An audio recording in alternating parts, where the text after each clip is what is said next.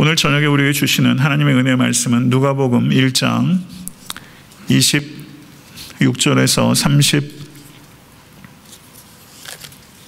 38절까지의 말씀입니다. 누가복음 1장 26절에서 38절까지의 말씀 교독하도록 하겠습니다. 제가 먼저 읽겠습니다. 여섯째 달에 천사 가브리엘이 하나님의 보내심을 받아 갈릴리 나사렛이란 동네에 가서 다윗의 자손 요셉이라는 사람과 약혼한 처녀에게 이르니 그 처녀의 이름은 마리아라. 그에게 들어가 이르되 은혜를 받은 자여 평안할지어다. 주께서 너와 함께 하시도다 하니 처녀가 그 말을 듣고 놀라 이런 인사가 어찌함인가 생각하매 천사가 이르되 마리아여 무서워하지 말라. 내가 하나님께 은혜를 입었느니라. 보라 내가 잉태하여 아들을 낳으리니 그 이름을 예수라 하라. 그가 큰 자가 되고 지극히 높으신 이의 아들이라 일컬어질 것이요 주 하나님께서 그 조상 다윗의 왕위를 그에게 주시리니 영원히 야곱의 집을 왕으로 다스리실 것이며 그 나라가 무궁하리라. 마리아가 천사에게 말하되 나는 남자를 알지 못하니 어찌 이 일이 있으리이까. 천사가 대답하여 이르되 성령이 내게 임하시고 지극히 높으신 이의 능력이 너를 덮으시리니 이러므로 나실 바 거룩한 이는 하나님의 아들이라 일컬어지리라. 보라 내 친족 엘리사벳도 늙어서 아들을 배웠느니라. 본래 임신하지 못한다고 알려진 이가 이미 6달이 되었나니 대저 하나님의 모든 말씀은 능하지 못하심이 없느니라. 다같이 마리아가 이르되 주의 여종이 오니 말씀대로 내게 이루어지이다 하매 천사가 떠나가니라. 아멘. 하나님의 말씀입니다. 네, 오늘 본문 말씀은 천사 가브리엘이 마리아에게 예수 그리스도의 수태고지에 대해서 예시하고 있는 본문입니다. 1장 5절에서 25절의 말씀, 지난번 강해에 제가 말씀드린 본문은 제사장 사가랴에게 천사 가브리엘이 세례 요한이 수태될 것이다 라는 것을 예시한 내용이 기록되어 있습니다. 나이가 많은 그 사가랴와 엘리사벳을 통해서 세례 요한이 출생한 것은 매우 드문 기적입니다. 그렇지만 예수 그리스도의 성령 수태로 말미암은 탄생은 전무후무한 기적입니다. 누가는 매우 정확한 역사적 기술을 하겠다고 이야기를 했음에도 불구하고 세례 요한의 기적적인 탄생과 예수 그리스도의 전무후무한 성령 수태의 기적을 기록하고 있는 것은 이 두 가지 기적이 역사적 사실이기 때문입니다. 이것을 믿으실 수 있게 되기를 간절히 바랍니다. 예수님의 수태고지가 마태복음에도 기록되어 있습니다. 그러나 누가복음과의 차이는 마태복음에서는 요셉에게 현몽하에서 천사가 수태고지를 알려주었다면 누가복음은 요셉이 아니라 마리아에게 천사가 수태고지를 하고 있는 것이 차이입니다. 제가 이번 크리스마스 때 요셉이 마리아가 임신하였던 이야기를 들었을 때 얼마나 큰 충격과 혼란을 겪었을지에 대해서 말씀을 증거하였습니다. 요셉은 순간적인 감정대로 행동하는 사람이 아니었습니다. 그리고 정혼자가 임신하였다는 어마어마한 소식을 들었음에도 불구하고 자기와 그리고 정혼자인 마리아에게 최선이 무엇인지를 신중하게 숙고하는 사람이었고, 그리고 마리아의 미래를 생각해서 조용히 끊고자 이혼하고자 했던 긍휼의 사람이었습니다. 그러나 천사를 통해서 예수님이 성령을 통해서 수태되었다는 것이 분명해지자 기꺼이 그 뜻에 순종하고 예수님께서 탄생하실 때까지 잠자리를 갖지 않는 절제 사람이었습니다. 예수께서 이 땅에 탄생하실 때 요셉은 예수 그리스도의 탄생의 주연이 아니라 조연이었지만 매우 훌륭한 조연이었습니다. 성도 여러분, 하나님의 구원의 역사에 우리 모두에게도 소명이 있는 것을 믿으실 수 있기를 간절히 바랍니다. 그 소명이 크고 작은 것은 우리가 판단할 일이 아닙니다. 우리에게 주어진 일은 하나님 보시기에는 다 작은 일입니다.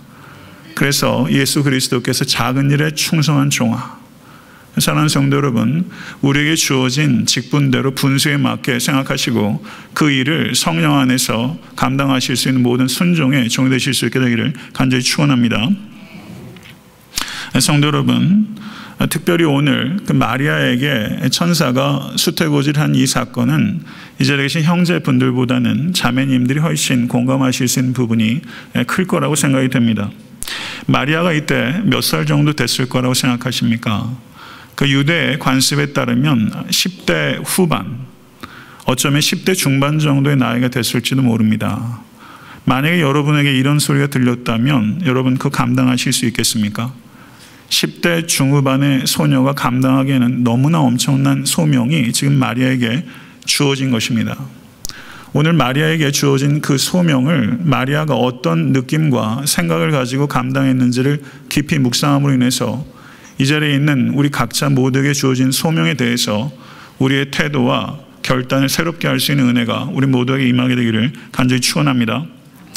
오늘 본문 말씀을 보시게 되면 세 단락으로 구분할 수 있습니다. 26절과 27절을 보시면 수태고지의 배경과 등장인물들이 나오고 있고 28절에서 37절은 천사와 마리아의 대화가 이어지고 있습니다. 그리고 38절은 천사의 계시에 대한 마리아의 순종이 기록되어 있는 부분입니다. 26절을 보시면 여섯째 달에 라고 말하면서 새로운 사건이 도입되고 있는 것을 이야기하고 있습니다. 여섯째 달이란 무엇을 이야기하는 것입니까? 엘리사벳이 세례 요한을 잉태한 지 6달 되었다는 것입니다. 이렇게 말하고 있는 것은 세례 요한의 탄생과 예수 그리스도의 탄생이 매우 밀접하게 연관되어 있다는 것을 우리에게 가르치는 것이고, 세례 요한은 예수 그리스도의 길을 평탄케 하는 헤럴드로서, 길을 평탄케 하는 자로서, 광야에 외치는 자의 소리로서 저의 탄생 때부터 쓰임받고 있다는 것을 우리가 보게 되는 것입니다. 천사 가브리엘이 하나님의 보내심을 받아 나사렛, 갈릴리 나사렛으로 갔다고 말하고 있습니다. 구약 성경을 아무리 뒤지셔도 나사렛이란 지명은 구약 성경에 나오지 않습니다. 요세푸스란 역사책에도 없습니다. 그리고 탈무드나 미드라시 같은 유대 문헌을 보셔도 나사렛이란 지명은 전혀 나오지 않습니다. 그러면 이것은 무엇을 의미하는 것이겠습니까? 나사렛은 매우 하찮은 마을이라는 것을 의미하는 것입니다. 신약 성경을 주의 깊게 관찰하시면 나사렛 예수라는 호칭이 모두 19번 등장합니다. 다메섹에서 부활하신 주님께서 사도 바울에게 나타나셨습니다. 예수님께서 바울에게 말씀하시기를 나는 내가 박해하는 나사렛 예수라. 예수 자신이 자기를 소개하실 때 나사렛 예수다 이렇게 소개했습니다.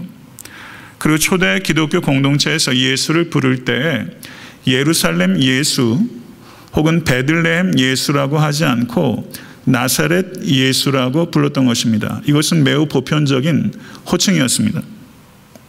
여러분과 제가 지금 이 시간에 생각해 보기 원하는 것은 왜 예수님을 나사렛 예수라고 불렀을까? 예수 그리스도께서 죽으시고 부활하신 예루살렘, 예수 그리스도께서 탄생하신 베들레헴, 여러모로 볼 때 예루살렘과 베들레헴이 나사렛보다 좀 더 중요한 의미가 있는 것 같은데, 예수 그리스도를 부를 때 우리는 예루살렘 예수 혹은 베들레헴 예수라 부르지 않고 나사렛 예수라고 부르고 있다는 것입니다. 성도 여러분, 예수 그리스도께서는 모든 사람들이 하찮게 여기는 마을에서 나오셨습니다. 하찮게 여기는 마을 출신입니다. 성도 여러분, 사람들은 출신 따지는 거 좋아합니다. 출신 따지는 것은 구태의연한 것입니다. 그것은 낡은 생각입니다. 인습입니다.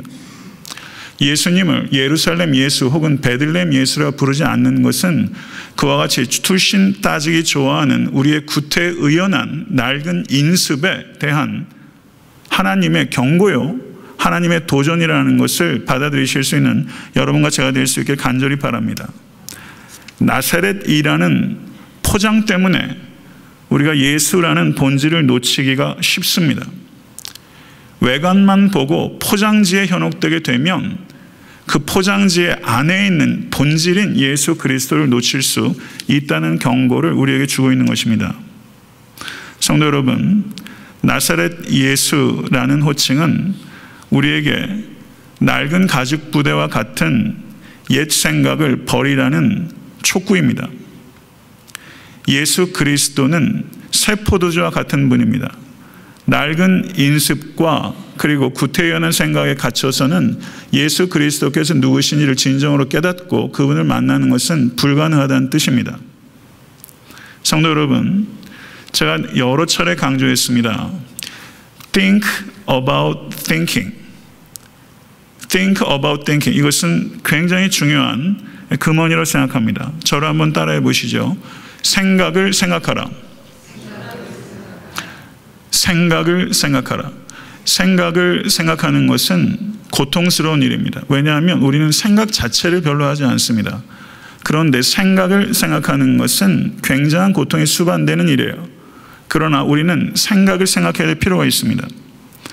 성도 여러분, 우리에게도 고정관념과 인습이 있을 수 있다는 것을 받아들이시고 그것을 바꾸실 수 있는 여러분과 제가 될 수 있게 되기를 간절히 축원합니다. 이 시대에 변질되는 사람들은 넘쳐나지만 변화되는 사람은 지극히 드뭅니다.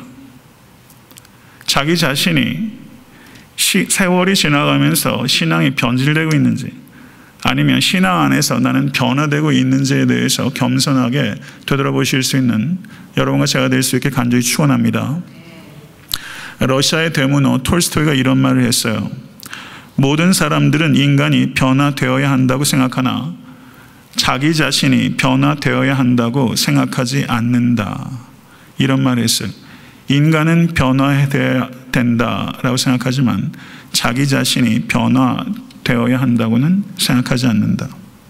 성도 여러분, 다른 사람들에 대해서 신랄한 만큼 자기 자신을 성찰하고 계십니까?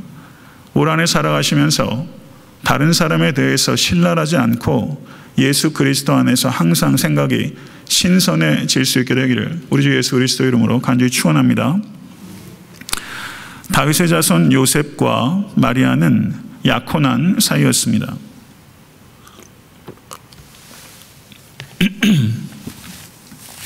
고대 이스라엘의 약혼은 현대적인 의미의 약혼과는 차이가 있습니다. 제가 지난 크리스마스 때 설교할 때 말씀드렸기 때문에 길게 말씀드리진 않겠습니다. 지금 마리아와 요셉은 정혼한 사이입니다. 마을 사람들에게 이미 부부라고 공식적으로 알려진 상태입니다. 그런데 아직 잠자리는 같이 하지 않은 상태고 이 정혼 기간이 약 1년 정도 지속이 되고 정혼 관계를 깨뜨리려면 그냥 임의로 헤어지는 것이 아니라 반드시 이혼이라는 절차를 통해서 헤어질 수 있는 그런 단계, 그 단계에 지금 마리아와 요셉이 있는 것입니다. 이런 단계에 있는 마리아에게 천사가 나타나서 이렇게 말합니다. 은혜를 받은 자여 평안할지어다. 주께서 너와 함께 하시도다. 천사가 마리아에게 은혜를 받은 자여 라고 말씀하고 있습니다. 성도 여러분, 오늘 본문에 나오는 그 마리아의 순종은 분명히 경탄스러운 것입니다. 그러나 마리아는 은혜를 받은 자입니다. 마리아의 순종은 경탄스럽지만 마리아는 결코 경배의 대상이 아니라는 뜻입니다. 여기에 가톨릭의 문제가 있는 것입니다. 마리아는 은혜를 수여하는 사람이 아니라 은혜를 수혜로 받은 사람입니다. 믿으십니까? 마리아는 은혜를 주는 사람이 아니라 은혜를 받은 사람입니다. 그것이 천사가 한 말이에요. 은혜를 받은 자요. 성도 여러분, 지금 천사가 마리아를 대하는 것은 성도로 대하고 있는 것이지 경배받을 신적 존재로 천사가 마리아를 대하고 있는 것이 아닙니다. 성도 여러분, 이것을 깊이 생각하십시오. 가톨릭에서 마리아를 대하는 태도와 신학은 그렇기 때문에 매우 심각하고 불행한 일이고 그것은 철저하게 비성경적인 것입니다. 천사가 마리아에게 주께서 너와 함께 하시도다 이렇게 말했어요. 성도의 최고의 복은 하나님께서 함께 하시는 복입니다. 이 복이 2016년도 여러분과 저에게 있을 수 있게 간절히 바랍니다. 그렇다면 하나님의 임재가 최고의 축복이라면 하나님의 저주는 무엇이겠습니까? 하나님의 부재입니다. 하나님께서 함께 하시지 않는 것이 저주예요. 하나님께서 나와 함께 하신다는 것이 최고의 복이에요. 믿으세요? 창세기 26장 28절을 보시면 아비멜렉 왕이 이삭에게 와서 이렇게 말을 하는 부분이 있습니다. 여호와께서 너와 함께 계심을 우리가 분명히 보았다. 여호와께서 너와 함께 하심을 우리가 분명히 보았다. 성도 여러분, 하나님은 보이지 않습니다. 하나님은 영이십니다. 그런데 여호와께서 함께 하심을 분명히 보았다. 하나님께서 함께 하시면 보여요, 안 보여요? 보일 수 있다는 것 아니겠어요? 하나님께서 함께 하시지 않는다면 도저히 설명이 안 되는 그런 역사가 이 자리에 계신 모든 권속들의 삶 가운데 나타날 수 있게 간절히 축원합니다. 저는 개인적으로요, 에탄드 섬기는 교회 2009년 6월 21일에 개척된 이래로 지금까지의 과정들을 살펴보게 되면 하나님께서 하셨다고 밖에는 말할 수 없는 일들이 너무 많았다고 생각해요. 믿으세요? 저는 그렇게 믿습니다. 누구의 힘으로 된 게 아니에요. 교회가 이만큼 성장한 것은 책임의 무게라고 생각해요. 그러나 이만큼 성장한 것 하나님께서 하신 일이에요. 기뻐할 일이에요. 하나님께서 함께 하셨다고 저는 믿습니다. 중요한 것은 오늘 권사님도 말씀하셨지만 성도 여러분, 세상을 담는 교회가 아니라 부단하게 하나님을 담는 교회가 되는 일들이 항상 우리에게 제일 중요한 문제예요.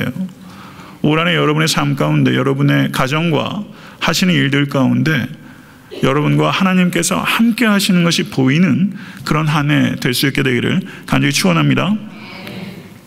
성도 여러분, 그런데 하나님께서 참된 성도와 임마누엘의 하나님으로 우리와 항상 동행하시지만 하나님의 임재가 느껴지지 않을 때가 있어요, 없어요? 있어요. 많아요, 적어요? 많아요. 하나님의 임재가 감정적으로 느껴지지 않을 때가 많이 있어요. 그렇지만 여러분들이 어떻게 느끼시든지 상관없이 하나님께서는 여러분과 함께 하세요. 믿으세요? 이건 믿으실 수 있게 간절히 바랍니다. 하나님께서 내 고난의 사망의 음침한 골짜기에서 하나님께서 함께 하시지 않을 것 같은 그 시간에 성령께서 감화 감동하시면 영안이 열리고, 아, 하나님이 여기 계셨구나,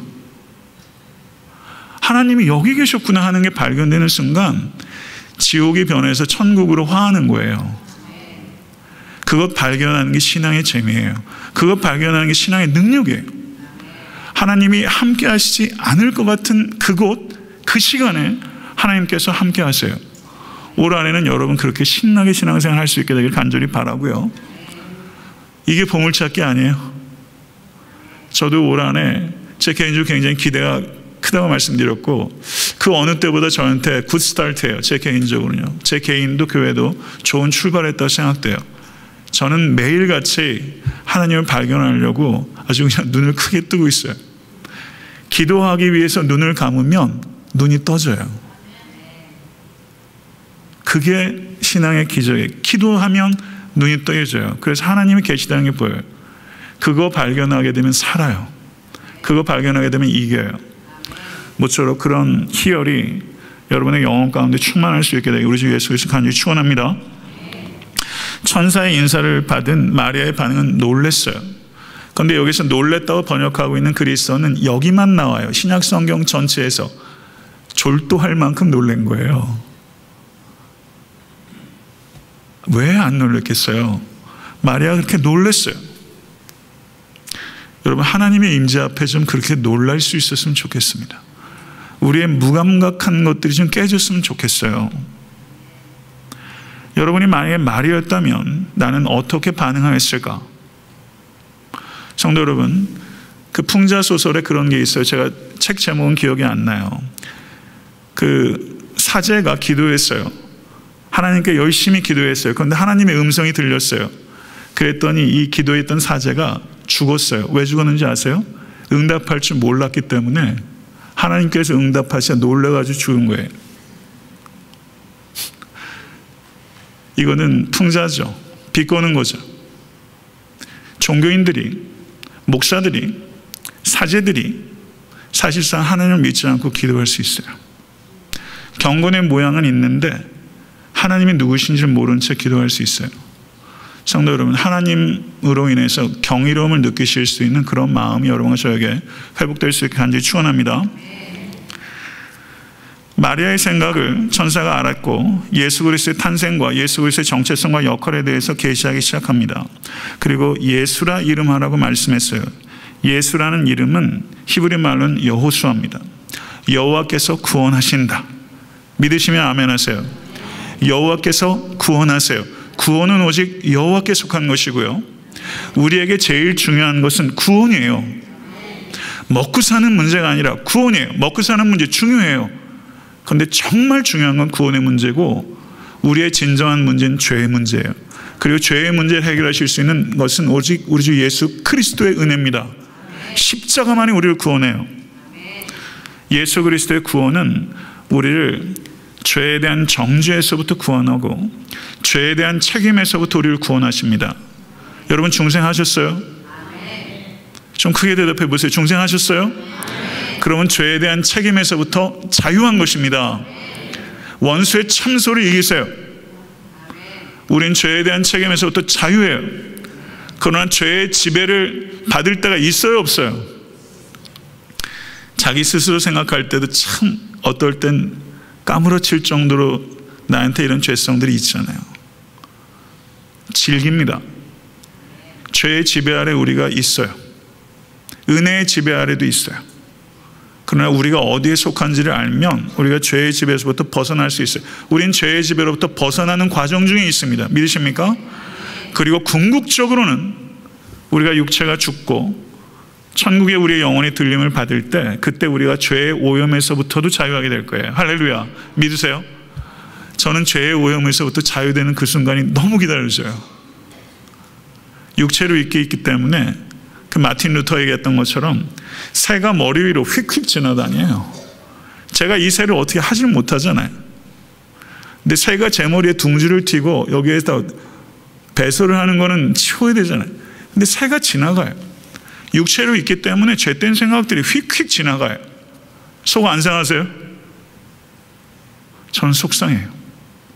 죄된 생각도 그렇게 팝팝하지 않았으면 좋겠어요. 근데 죄의 오염에서부터 자유한 시간이, 그런 의미에서 저는 너무 기다려져요. 죽고 싶다는 뜻은 아닙니다. 애가 어려가지고요. 예수님은 큰 자다. 예수님의 크심을 아세요? 잘 모를 것 같아요. 예수님이 정말 얼마나 크신 분인지, 얼마나 광대하신 분인지. 우린 너무 작아도 못 보고, 너무 커도 못 보고, 너무 빨라도 못 보고, 너무 느려도 못 보고. 우리의 눈은요, 요물단지예요. 눈이 창란을 일으켜요. 눈이 장난을 쳐요. 눈이 우리의 오감 중에서 제일 중요해요. 그런데 제일 위험해요. 예수님은 크신 분이에요. 우리의 문제보다 크신 분이에요. 믿으세요? 예수님의 크심이 역설적으로 어디를 통해서 가장 분명히 나타났는가? 예수 그리스도의 낮아지심을 통해서 예수 그리스도의 크심이 드러났어요. 예수 그리스도의 십자가를 통해서 예수께서 얼마나 크신 분인지가 드러났어요. 그분의 사랑이 얼마나 큰지, 그분의 능력이 얼마나 큰지 십자가가 우리에게 보여주는 거예요. 십자가를 우리는 다 이해할 수 없습니다. 유아부, 유치부부터 십자가를 듣지만 우리가 다 안다고 생각하세요. 천만에. 안다고 생각하기 때문에 위험한 거예요. 십자가는 너무 커서 우리에게 다 포착되지 않아요. 예수 그리스도를 통해서 나타난 하나님의 사랑을 우리가 다 깨닫지 못해요. 예수 그리스도의 십자가의 그 낮아지심은 경탄거리가 아닙니다. 우리 보고 감격하라고 십자가에 달리신 게 아니에요. 감격해야 해요. 그러나 감격이 목표는 아니에요. 십자가를 지는 삶으로의 초청입니다. 예배 드리면서 오늘은 좀 카타르시스를 느끼고 싶은 거예요. 감정이 변화되는 걸 경험하고 싶은 거예요. 종교적인 엑스터시를 경험하고 싶어요. 그러면 개운한 거예요. 아싸란 거예요. 한국 사람은 그거 되게 좋아한다고. 예배를 통해서 감정의 변화 있어야 돼요. 근데 감정의 변화가 목표는 아니에요. 감정의 변화는 있는데 삶의 변화로 이어지지 않으면 이 감정의 변화는 역겨운 것입니다. 삶의 변화가 나타날 때 진정한 감동이 있는 거예요. 사랑하는 성도 여러분, 누구든지 크고자 하는 자는 너희를 섬기는 자가 되고 너희 중에 누구든지 으뜸이 되고자 하는 자는 모든 사람의 종이 되어야 하리라. 이거는 다시 한번 말씀드리지만 경탄하라. 내가 어떤 사람인지, 내가 어떤 존재인지를 경탄하라고 주님께서 얘기한 게 아니라 너희도 이렇게 살라는 초청입니다. 예수 그리스도의 제자가 되기 원하시는 분은 아멘 해보세요. 예수 그리스도의 제자는 특별한 사람들이 아니라 모든 사람을 향한 예수님의 부르심이고요. 예수 그리스도의 제자란 낮아지는 것에 관심이 없고 성령을 의지해서 그런 헌신이 없다면 예수 그리스도의 제자가 아니라는 것입니다. 이것과 무관할 수 없습니다. 플레이토의 제자는 플레이토의 철학을 알면 제자예요. 그러나 예수 그리스도의 제자는 공감하고 동의하는 게 예수 그리스도의 제자가 아니라 나를 따르라. 예수 그리스도의 삶의 방식을 받아들일 때 그리스도의 제자입니다. 초대교회 성도들은요, 예수님을 하나님의 아들이라고 증거했습니다. 예수님은 큰 자입니다. 그러나 다른 인간보다 큰 자가 아니라 예수님은 하나님이 아들이십니다. 예수님의 크심은 거기에 미치는 거예요. 하나님의 아들, Son of God, Theos Theou, Son of God. 이것을 다른 말로 롤드라고 합니다. 주라고 고백할 때 그 뜻은 예수 그리스도의 신성을 고백하는 것이고, 주라고 고백할 때 예수 그리스도의 디어티 신성은 피조 세계와의 관계성 속에서 예수께서 하나님이십니다 라고 고백할 때 Lord, Curious라고 고백하는 것이고, 하나님과의 관계 속에서 예수 그리스도의 신성을 고백할 때 Son of God, 하나님의 아들이라고 고백하는 거예요. 그러니까 예수님의 신성을 고백하는 두 가지 방식이 있는 겁니다. 하나님의 아들, Lord. Master, Curious가 신약성경에서 Master라고 번역될 때가 있고 Lord라고 번역될 때가 있습니다. 종이 상전을 Curie, 주여라고 불러요. 그건 Master예요. 영어 번역할 땐 그런 데는 다 Master예요. 성도 여러분, 예수님은 주님이십니다. 만유 위에 계신 주님이십니다. 믿으세요? 로마가 다스릴 때 로마는 전 세계를 다스렸어요. Emperor worship, 황제 숭배가 있었습니다. 어느 나라든지 천황폐하, 하나님의 신의 아들이라고 생각하는 거잖아요. Emperor worship에 대항하기 위해서 크리스천들이 예수님을 하나님의 아들이라고 고백했어요. 그 대가는 죽음입니다. 순교였어요. 요즘 신문을 보게 되면 역사 이래로 지금처럼 많은 사람이 순교하는 때가 없어요. 수많은 사람들이 죽어갑니다. 얼마 전에도 파키스탄 장관들 중에 크리스천 장관이 단 한 사람이 있었어요. 제가 그분의 인터뷰를 보면서 참 많이 아팠습니다. 이분의 인터뷰를 좀 보여드리려고 제가 모아놨어요. 이분은요, 결혼을 안 했어요. 왜요? 순교당할 걸 알았기 때문에. 자기가 죽을 수 있다는 것을 알았기 때문에 결혼 안 했어요. 저가 파키스탄에 총리에게도 예수를 증거하다가 차 타고 가다가 총으로 난사돼가지고 죽었어요. 순교할 것을 예상하고 있기 때문에 독신으로 살았어요. 우리가 살고 있는 시대. 오늘 신문을 보니까 호주의 부부가 닥터인데 아프리카에서 40년 동안 의료 선교사로 있다가 그 아프리카의 극단주의자들에게 납치가 됐어요. 말리에서 발생한 일이라고 보더라고요. 단킴이라는 선교사 지금 말리에 가 있잖아요. 말리의 상당 지역이 굉장히 위험해요. 수많은 사람들이 죽어가요. 왜 죽습니까? 예수님께서 위대한 선생이라고 얘기하면 안 죽습니다. 예수님께서 하나님의 아들이시라고 증거하기 때문에 죽는 거예요. 예수님은 하나님의 아들이십니다. 여기에서는 한치도 한순간도 물러설 수 없어요. 예수님은 하나님의 아들이시라고 증거하다가 로마의 카타콤에 많은 교인들이 순교했어요. 우리가 예수님 하나님의 아들이라고 얘기하면서 아무 감동이 없이 예수님은 하나님의 아들이래, 그런 정도의 생각을 가지고 예수님 하나님의 아들, 그건 지식이에요. 마귀도 알아요. 거룩한 자의 아들이라고 귀신도 얘기했어요. 그런 류의 지식은 우리를 구원하지 못합니다. 예수님은 하나님의 아들이십니다. 어쩌면 미국에서도 예수님은 하나님의 아들이시라는 걸 얘기하기 위해서 벌써 박해가 있지 않습니까? 예수님은 하나님의 아들이라고 못해요.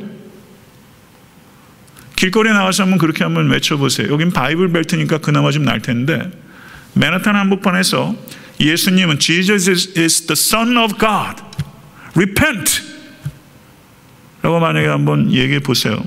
어떻게 되겠습니까? 성도 여러분, 세상이 아무리 부인하고 해도 예수님은 하나님의 아들이십니다. 예수님이 하나님의 아들이심이 과학적으로 증명 못해요.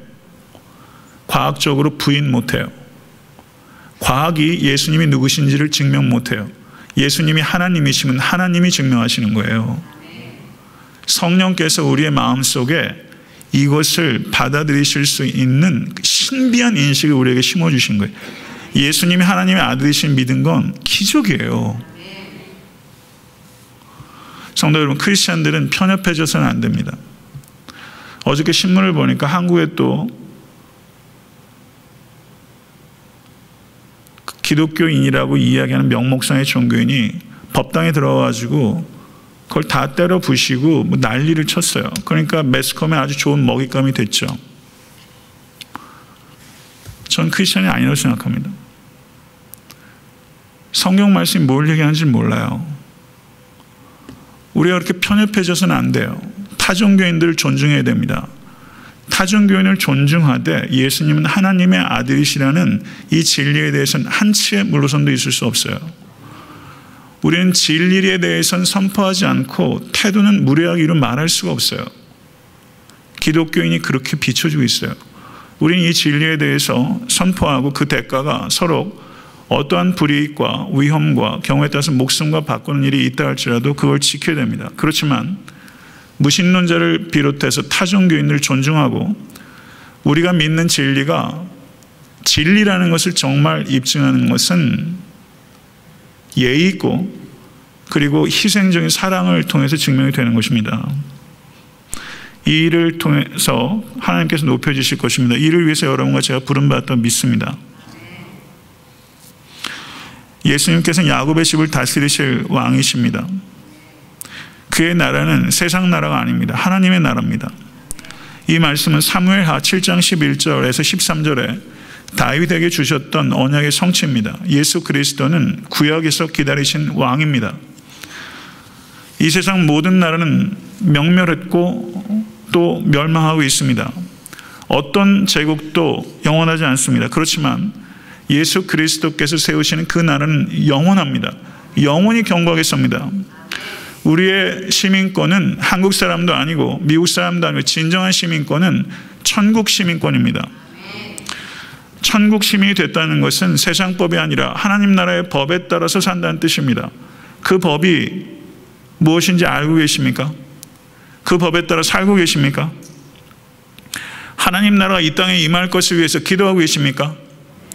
하나님의 나라가 이 땅에 충만하게 임하도록 삶을 헌신하고 있습니까? 정말 그 일에 여러분의 삶이 초점을 맞춰주고 있습니까? 애타한테 섬기는 교회가 하나님의 나라에 관심이 있는 교회입니까? 교회는 하나님의 나라의 모형입니다. 미니어처예요. 하나님의 나라의 모형이라는 뜻은 교회가 하나님의 나라의 가치가 보여야 된다는 뜻입니다. 애타한테 섬기는 교회에 이 하나님의 나라의 가치가 보여야 합니다. 이 가치는 보이는 것입니다. 이 가치가 보여야 됩니다. 그러나 곳곳에 세상 가치가 있습니다. 교회 안에, 애타한테 섬기는 교회 안에도 세상 가치가 곳곳에 잠복해 있습니다. 쫓아낼 수 있는 여러분과 제가 될 수 간절히 바랍니다. 이 일을 위해서 분별력을 가져야 되고 헌신해야 되고 아픔이 있어도 감수해야 됩니다. 진리와 사랑을 결합하는 것은 어려운 일입니다. 진리만 얘기하고 냉혹해질 수 있고 사랑을 얘기하면서 무분별할 수 있습니다. 사랑도 어렵고 진리도 어려워요. 이거 두 가지 연합하는 것도 어렵습니다. 그게 십자가입니다. 히브리서 10장 34절 37절의 말씀을 보면 너희가 같은 자를 동정하고 너희 소유를 빼앗기는 것도 기쁘게 당하는 것은 더 낫고 영구한 소유가 있는 줄 알미라. 영구한 소유가 우리에게 있어요. 그러므로 너희 담대함을 버리지 말라. 이것이 큰 상을 얻게 하느니라. 너희에게 인내가 필요함은 너희가 하나님의 뜻을 행한 후에 약속하신 것을 받기 위함이라. 잠시 잠깐 후면 오시리가 오시리니 지체하지 아니하시리라. 믿으세요? 기억하세요. 우리는 승리하기 위해서 싸우는 사람이 아니라 승리한 편에 서서 싸우는 사람이에요. 믿으세요? 더 정확히 말하면 승리하기 위해서 전진하는 사람이 아니라 승리로부터 전진하는 사람이에요. 할렐루야. 믿으세요? 그럼 담대하실 수 있기를 간절히 바랍니다. 사탄은 이미 졌습니다. 사탄은 이미 패배한 원수예요. 이것을 믿으시고 하나님의 전신갑주를 입으시고 담력을 얻으실 수 있는 여러분과 제가 될 수 있게 간절히 바랍니다. 예수님께서는 진정한 인간이시고 하나님의 아들이십니다. 둘 중에 하나라도 부인하면 이단입니다. 그런데 교회 역사 가운데 이 둘 중에 하나를 부인하는 사람들이 있었어요. 지금도 있어요. 예수님을 하나님의 아들로 생각하지 않는 신학자들이 있습니다. 이단입니다. 예수님은 참 인간이시고 참 하나님이십니다. 예수님은 죄가 없으신 유일무이한 인간이셨습니다. 믿으십니까? 우리와 똑같이 시험을 받으신 이로되 죄는 없으시니라. 죄 없으신 예수 그리스도께서 나의 죄를 담당하셨습니다. 믿으십니까? 그게 신앙입니다. 천사가 마리아에게 계시한 마지막 말은 하나님의 말씀은 능하지 못하심이 없느니라. 하나님의 말씀은 능하지 못하심이 없느니라. 아멘. 하나님의 말씀은 창조의 능력 있는 말씀이시고 예수 그리스도는 성육신하신 말씀이세요. 말씀에 능력이 있어요. 그리고 그리스도인의 말에도 능력이 있어요. 말은 방향을 잡아요. 하나님의 전능하심은 하나님께서 무엇이든지 할 수 있다는 뜻이 아닙니다. 하나님께서는 본인의 본성과 반대되는 행동을 하시지 않습니다. 하나님이 거짓말하실 수 없습니다. 하나님께서는 변하지 않으십니다. 하나님은 약속을 깨뜨릴 수 없습니다. 아멘. 하나님의 전능하심이 가장 극치적으로 나타난 것은 예수 그리스도의 십자가입니다. 십자가의 도가 멸망하는 자들에게 미련한 것이요 구원을 받는 우리에게는 하나님의 능력이니라. 자기 십자가를 지는 성도가 가장 능력 있는 성도입니다. 믿으십니까? 인간이 이길 수 없는 권세가 두 가지가 있습니다. 하나는 죄의 권세요, 하나는 사망의 권세입니다. 예수 그리스도의 십자가는 죄의 권세를 이기신 하나님의 능력이요, 예수 그리스도의 부활은 사망의 권세를 이기신 하나님의 능력입니다. 십자가와 부활을 믿는 성도는 강력합니다. 십자가와 부활을 믿는 성도는 유욕을 이길 수 있고 물욕을 이길 수 있습니다. 물욕 이기기 어렵습니다. 물욕 이기기 어려워요. 그러나 십자가 부활을 믿는 성도는 물욕을 이길 수 있어요. 말씀을 맺겠습니다. 하나님께서는 상한 갈대를 꺾지 아니하시고 꺼져가는 심지를 끄지 않으세요. 믿으세요? 그런데 중요한 것은 여러분과 제가 상한 갈대가 되거나 꺼져가는 심지가 되는 것을 원하시는다는 뜻은 아니에요. 성도 여러분, 하나님께서는 우리가 진리와 사랑으로 타오르는 횃불이 같이 되기를 원하시고 백향목과 같이 되기를 원하세요. 그게 하나님의 원하시는 거예요. 천사의 계시가 주어졌을 때 마리아가 뭐라고 말하냐면요, 주의 여종이 오니 말씀대로 내게 이루어지리이다. 이 자리에 계신 자매님들, 나는 주의 여종이 오니 이렇게 고백하실 수 있겠어요? 그렇게 고백하시기 원하세요? 나는 주의 여정이오니 말씀대로 이루어지이다. 마리아라고 생각해 보세요. 이렇게 큰 사명이 주어지는 게 여러분 달가우시겠어요? 어려운 일이라고요. 그러나 주의 여정이오니 말씀대로 이루어지이다. 이 일 때문에 오해받았죠. 이 일 때문에 조용히 끊고자 했죠. 이 일 때문에 살아있는 동안에 구설수로부터 완전히 자유하지 않았을 거예요. 예수 그리스도 하나님의 아들을 세상에 태어나는 도구로 쓰인 마리아가 가졌던 칼이 찌를 것이다 라고 시므온이 얘기하지 않았습니까? 예수 그리스도의 십자가에 달리셨을 때 마리아에게 칼이 찔린 거예요. 이 일을 걸어간 거예요, 마리아가. 성도 여러분, 소명이 뭡니까? 우리에게 소명은요, 우리를 찌르는 칼과 같아요. 소명은 그런 거예요. 그럴 수 있어요. 성도 여러분, 소명이 중요합니까? 생명이 중요합니까? 속으로 대답해 보세요. 아마 생명이 더 중요하다고 우리는 그렇게 살고 있어요. 소명이 중요한가? 생명이 중요한가? 존 파이퍼 목사님, 제가 얼마 전에도 작년에 설교하면서 영상으로 제가 보여드렸잖아요. 그냥 사자우를 토하잖아요. 플로리다에 가서 조개 껍질이나 주시면서 살 것인가? 아니면 나이가 은퇴해서 의료 선교사로 살다가 그냥 자매 둘이서 낭떠러지에서 추락해서 돌아가셨는데 그 삶과 어느 쪽 삶에 서겠느냐라고 물었잖아요. 불편한 질문이죠. 존 파이퍼 목사님 뭐라고 말했냐면요, 그리스도를 섬기다가 죽는 것은 비극이 아닙니다. 비극은 내 생명을 그리스도보다 더 중요하게 여기는 것이 비극입니다. 이렇게 말했어요. 이거에 공감한다는 것은 그만큼 성숙하다는 얘기고요. 여기에 정말 공감하는 것 어려운 일이라고 생각합니다. 제게도 이것은 미래형으로 있지 지금 제가 이렇다고 제가 말할 수 있겠어요? 성도 여러분, 축복이 뭡니까? 소명을 잃어버린 교회는 축복을 잃어버린 교회다. 잭 칼슨 목사님이란 분이 그런 말을 했어요. 소명을 잃어버린 교회는 축복을 잃어버린 교회다. 이것을 개개인에게 적용한다면 소명을 잃어버린 성도는 축복을 잃어버린 성도다라고 말할 수 있다는 뜻이고, 저는 그게 맞다고 생각합니다. 인생을 마라톤에 비유하는 사람들이 있어요. 여러분은 전반전이에요, 후반전이에요? 인생이 마라톤 같은데 저는 마라톤이라기보다는 100m 경지에 가까운 것 같아요. 정말 빨라요. 얼마 남으셨어요? 인생은 생각보다 훨씬 짧아요. 이 세상에 떠날 때를 미리 상상해 보는 것은 우리의 삶의 유익이 큽니다.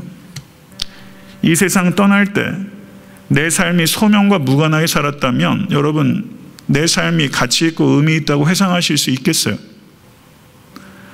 그리스도인이라고 말하는 사람 중에서 내 삶은 정말 의미 있었다고 말할 수 있는 사람이 몇 %나 될 수 있다고 생각하십니까? 정말 의미 있게 사는 삶을 살기 원하신다면 소명을 붙잡으실 수 있는 여러분과 제가 될 수 있기를 간절히 바랍니다. 그러면 소명은 무엇인가? doing, 무엇인가를 하는 것이 1차적인 소명이 아니라 being이 1차적인 소명이에요. 내가 어떤 존재가 될 것인가 하는 것이 소명이에요. 예수 그리스도를 닮은 자가 되는 것이 우리의 소명이에요. 그것이 역사해요. 예수 그리스도를 닮은 인격이 가장 강력합니다. 성도 여러분, 하나님께서는 위대한 사람을 찾는 것이 아니라 소명자를 찾고 계십니다. 이 자리에 계신 여러분과 제가 소명자가 되어 남은 인생 얼마 될지 모르지만 이 기간 동안 소명을 위해서 소명을 생명보다 더 귀히 여기며 하루 한날을 살아도 의미 있고 가치 있고 사는 일에 삶을 들이실 수 있는 여러분과 제가 될 수 있게 되기를 간절히 소원하고, 그게 여러분과 제가 행복이 되면 좋겠습니다. 주신 말씀 생각하면서 기도하겠습니다.